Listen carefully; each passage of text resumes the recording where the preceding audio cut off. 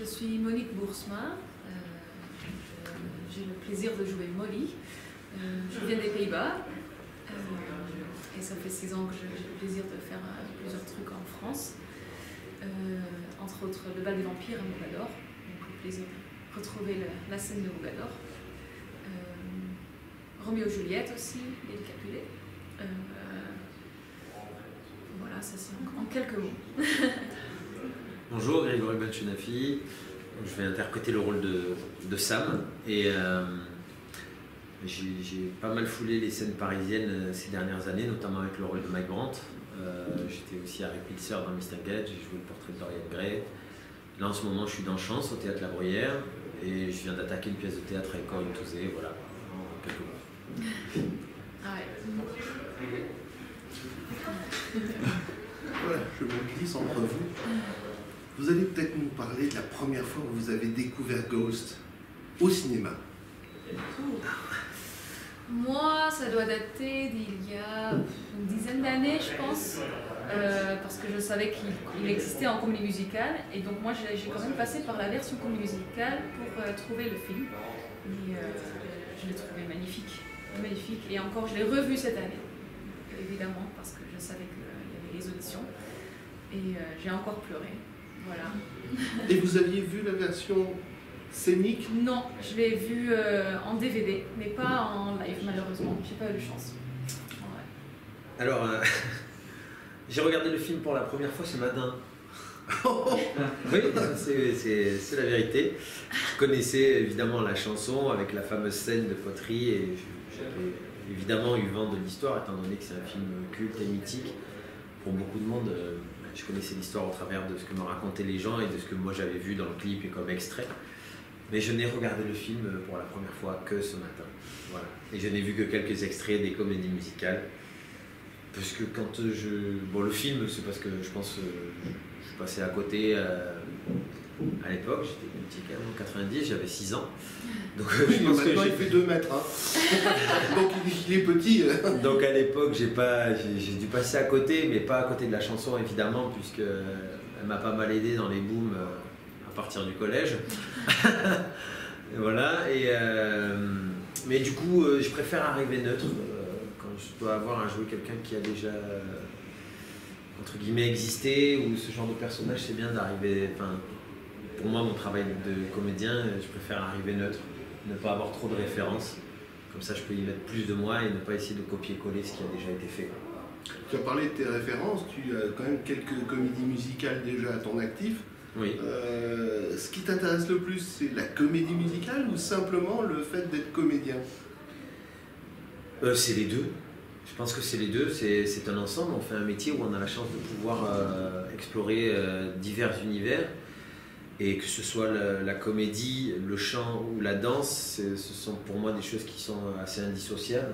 Après, je ne fais pas pro-américain du tout, mais le côté mettre des cases ou des étiquettes, je ne suis pas trop pour. Donc c'est vraiment l'ensemble. Là, ce que je trouve incroyable, c'est qu'il y a des chansons sublimes à défendre, et en même temps, en termes de jeu de comédie, c'est juste un bonheur, quoi.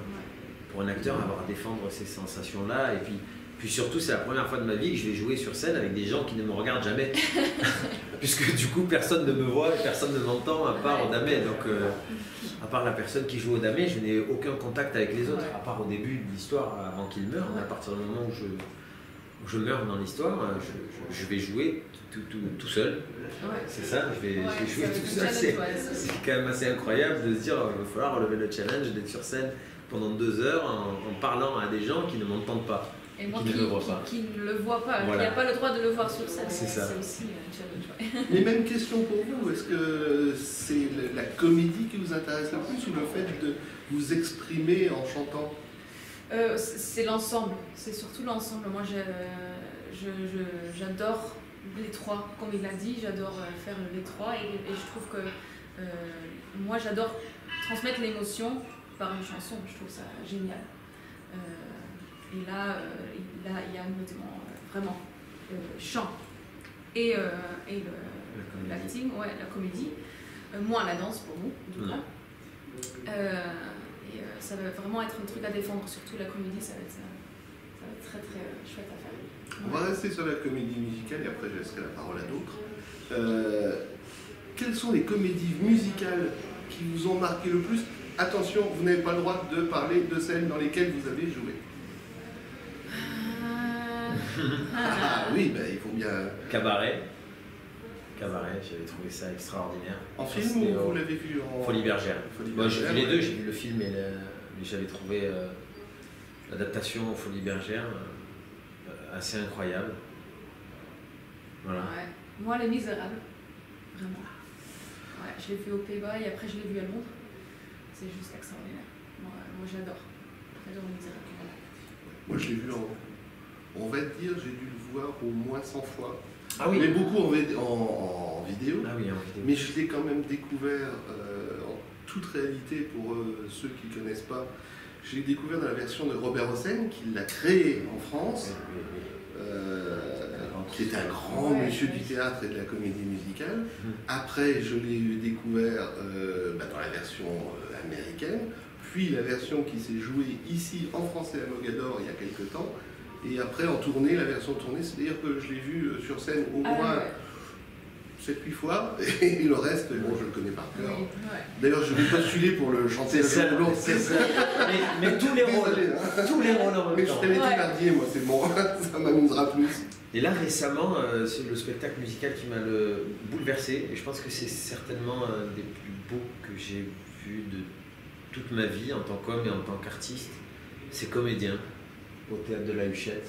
Ils étaient seulement 3, et à 3, ils ont réussi à créer un univers absolument incroyable. Je suis sorti de là bouleversé par la prestation, par l'histoire, par toute l'intelligence de la scénographie.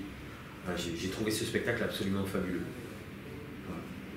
C'est pas vraiment une comédie musicale à grand spectacle comme on peut imaginer, loin de là, puisqu'il n'était que 3, mais c'est un spectacle musical. Et pour le coup, là, il y avait tout ce dont on parlait avant, il y avait la danse, le chant, la comédie, et c'était juste que du bonheur. Vous aviez parlé de chance tout à l'heure, je pense. Oui.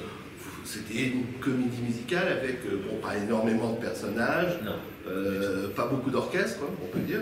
Mais là actuellement on est 9 sur scène, 6 comédiens chanteurs et 3 musiciens. Et puis on a la chance d'être nommé au Molière cette année, donc on croise les doigts. C'est pour bientôt, c'est dans une semaine. Ah oui.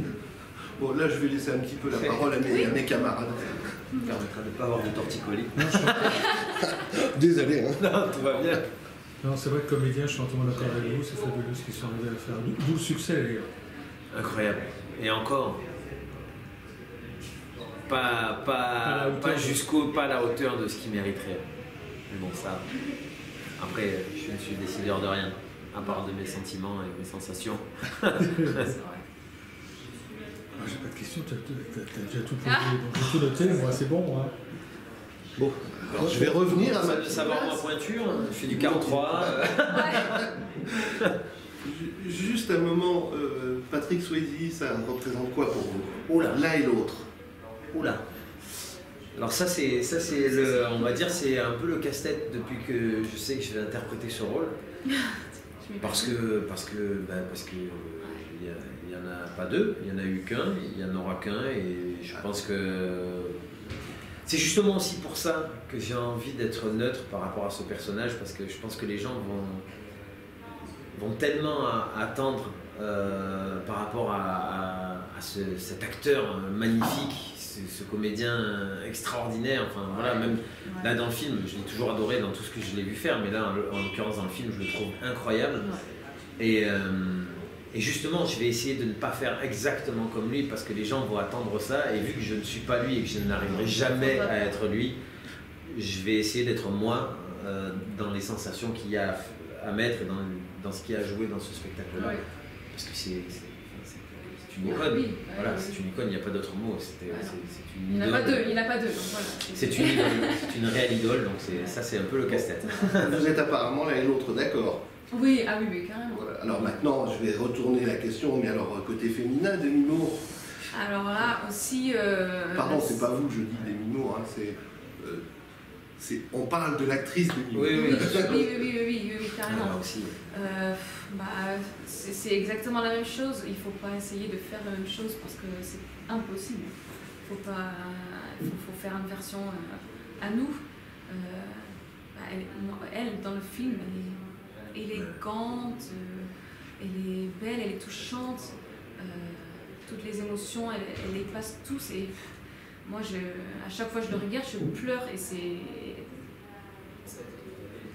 avec elle, tu es avec elle. Tu le ressens. Voilà. On a des gros challenges à relever. Oui. Non, mais maintenant, le plus gros challenge, c'est pour toi. Il va falloir que tu apprennes à faire de la poterie, alors atelier poterie. C'est ça. Merci beaucoup. Merci. Merci à vous.